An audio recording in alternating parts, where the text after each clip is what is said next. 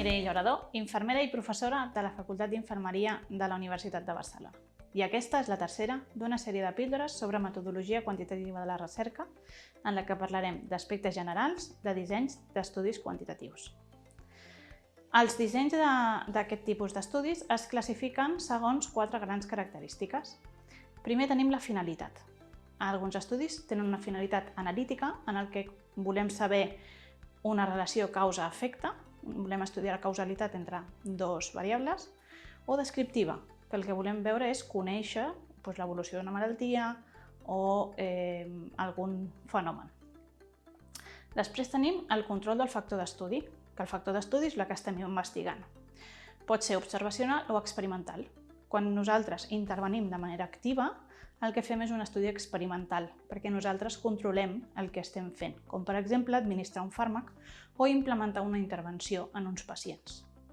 En canvi, si el que estem avaluant de per si ja es fa i nosaltres el que fem és recollir dades però no intervenim de manera activa, no modificant la pràctica, és un estudi observacional. Després també tenim la seqüència temporal. Hi ha estudis que són transversals o longitudinals. Els transversals serien l'equivalent a una fotografia, en el que recollim dades en un moment del temps, i aquí s'acaba la recollida d'informació. En canvi, en longitudinal, mirem en almenys 2 moments del temps i hi ha un temps entre cadascuna de les recollides de dades. Poden ser les mateixes variables en 2 moments o variables diferents. I després, per últim, tenim l'inici de l'estudi en relació a el que estem estudiant. Podem tenir prospectius, retrospectius o inclús ambispectius, que és la combinació dels dos. Un estudi prospectiu és que nosaltres comencem l'estudi abans que hagi passat el que volem investigar, com per exemple administrar un fàrmac. Comencem a investigar i l'administrem posteriorment i recollim unes dades a continuació.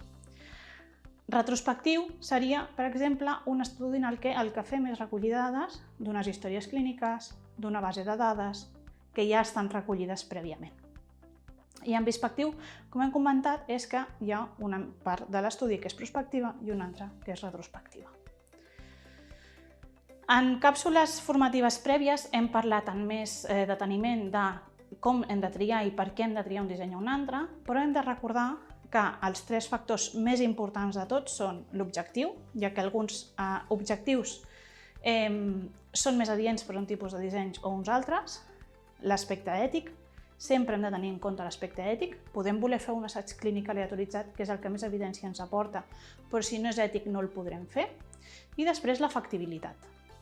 La factibilitat tant en coneixements dels investigadors com en la factibilitat de posar-lo en pràctica.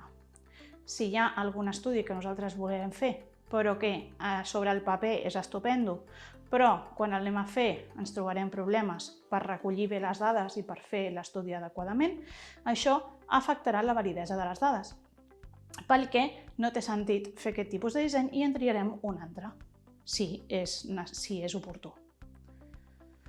Per tant, després de l'ho dit, els estudis es categoritzen en 3 grans grups que desenvoluparem en càpsules formatives posteriors. Primer tenim els observacionals, els experimentals i els quasi experimentals. D'aquests tipus d'estudis, o dels estudis en general, es deriven els nivells d'evidència. Que els nivells d'evidència el que ens aporta és l'evidència científica per crear guies de pràctica clínica que, en el moment que es creen, serveixen per saber com fer l'atenció als pacients que nosaltres atenem al nostre dia a dia. En aquesta diapositiva tenim 2 imatges. La de l'esquerra és la piràmide tradicional, en el que a la punta tenim les revisions sistemàtiques i els metaanàlisis, després els assajos clínics controlats aleatoritzats, els estudis de cohorts, els de casos i controls i les sèries de casos. A mesura que anem baixant a la piràmide, el nivell d'evidència disminueix. En canvi, a la imatge de la dreta tenim el model actual en què les línies divisòries entre els diferents dissenys no és tan clara, sinó que està més desdibuixada. I les revisions sistemàtiques, si s'hi fixen, han sortit de la piràmide i és la lupa a través de la qual es valora l'evidència científica. Això és important perquè les revisions sistemàtiques i els metaanàlisis són fonts d'informació secundària, que es nutreixen dels altres estudis que són fonts d'informació primària. És a dir, els fons d'informació primària és els que produeixen resultats nous en l'evidència científica i les fonts d'informació secundàries són els que no en produeixen, sinó que resumeixen o extreuen conclusions del que ja s'ha fet prèviament ajuntant diferents estudis. Això seria una revisió sistemàtica. I després tenim el següent cas, que és el metaanàlisi, en el que fem és juntar aquests estudis que hem trobat que miren el que volem mirar i ajuntem totes les mostres, fem uns càlculs estadístics i obtenim unes conclusions.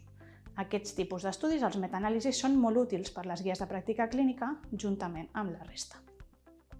Però sí que és veritat que és important que fins a la piràmide de l'esquerra només pel fet de tenir un assaig clínic controlat ja es considerava que aquest estudi aportava un nivell d'evidència molt alt. Però això al llarg dels anys s'ha anat qüestionant. I aquí hi ha elements del disseny que poden afectar la validesa i la fiabilitat dels resultats. I arrel d'això han sortit altres maneres de categoritzar l'evidència científica que veurem a posterior. En aquesta imatge poden veure una estratificació dels nivells d'evidència i dels graus de recomanació, que és el que s'utilitza a les guies de pràctica clínica. En aquest cas són les recomanacions de SAIN, n'hi ha d'altres, però això és el que nosaltres ens trobem quan llegim guies de pràctica clínica sobre algun tema concret de la nostra pràctica diària.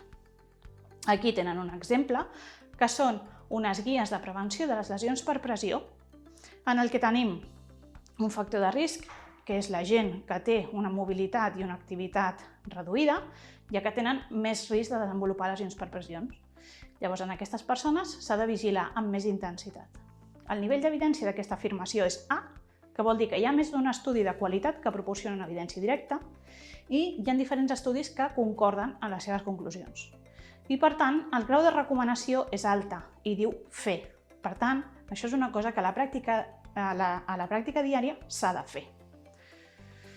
Com hem comentat abans, hi ha hagut una transició en el que és avaluar el nivell d'evidència de la recerca que es crea i aquest tenim el sistema GRADE. El sistema GRADE és un sistema complex, hi ha molta literatura al voltant i si en volen conèixer més hi ha molts recursos que poden consultar, però bàsicament el que fa és partim del disseny en si, assaig clínic aleatoritzat, per exemple, que té una evidència alta, però després s'avaluen una sèrie d'aspectes metodològics, com per exemple limitacions o si els criteris de selecció eren adequats, etc.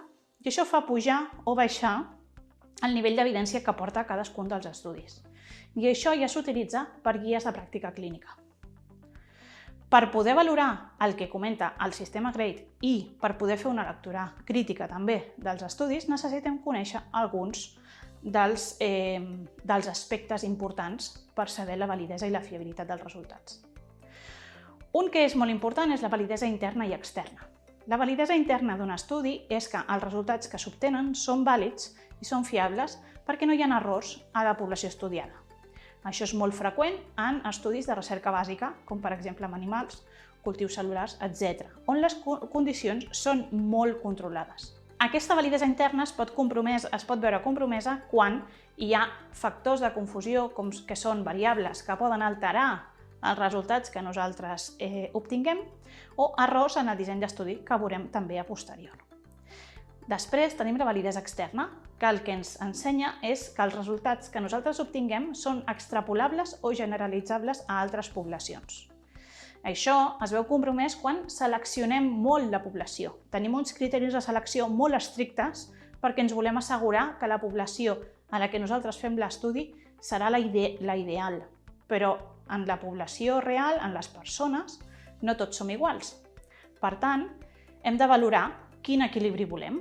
Si necessitem un estudi que tingui una validesa interna més elevada i una externa menys elevada, o al revés.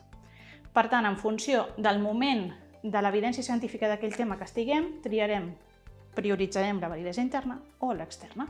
I després tenim els errors i els factors de confusió. Els errors són aspectes que afecten a la validesa i a la fiabilitat dels resultats. El primer que tenim és l'aleatori, que és un error que es deu a l'atzar.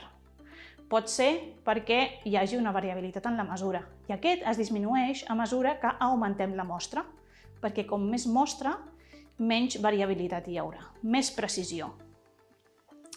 En canvi, després tenim el sistemàtic, que aquest està molt més relacionat amb la validesa, en què medim el que volem medir i no es mitiga si augmentem la mostra. Per tant, és molt important dedicar un temps suficient a aquesta part de disseny de l'estudi, de confecció de la metodologia de l'estudi.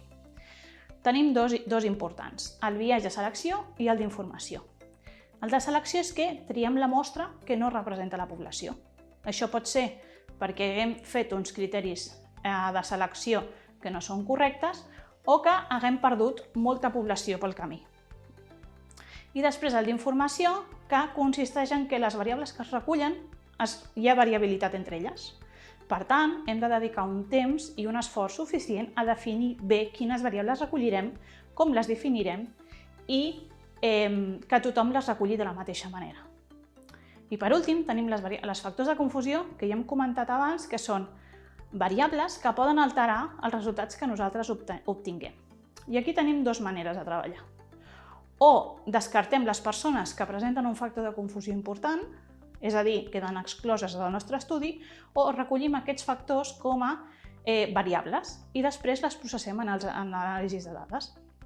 Si les eliminem, perdem mostra, i si les incloem i les analitzem, compliquem l'anàlisi, però també augmentarem la validesa externa.